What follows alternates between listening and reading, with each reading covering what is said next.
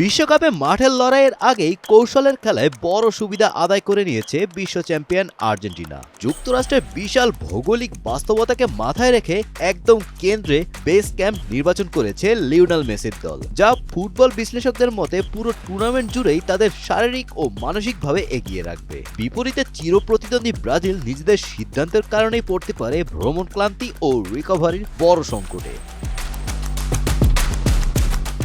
Argentina football association অত্যন্ত দূরদর্শিতার পরিচয় দিয়ে তাদের বেস ক্যাম্প বানিয়েছে যুক্তরাষ্ট্রের ঠিক কেন্দ্রস্থলে অবস্থিত মিসৌরির কানসাস সিটিতে। তারা অবস্থান করবে ঐতিহাসিক হোটেল সেভয়ে এবং অনুশীলন করবে সর্বাধুনিক স্পোর্টিং কেসি পারফরমেন্স সেন্টারে। তবে সবচেয়ে বড় সুবিধা এর অবস্থানে।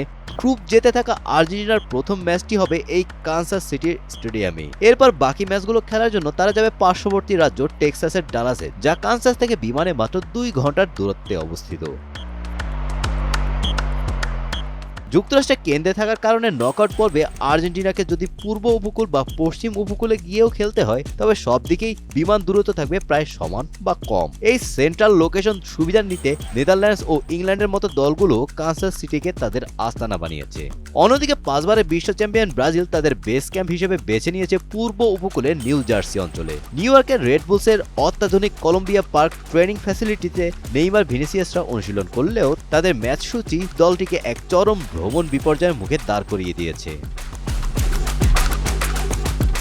গ্রুপ সিতে থাকা ব্রাজিলের প্রথম ম্যাচটি নিজেদের ক্যাম্পের কাছে নিউ জার্সিতে হলেও দ্বিতীয় ম্যাচ খেলতে তাদের উড়ে যেতে হবে পেনসিলভেনিয়ার ফিলাডেলফিয়াতে, আর তৃতীয় ম্যাচের জন্য পাড়ি দিতে হবে ফ্লোরিডার মায়ামিতে, যা নিউ জার্সি থেকে প্রায় 1100 মাইলেরও বেশি দূর।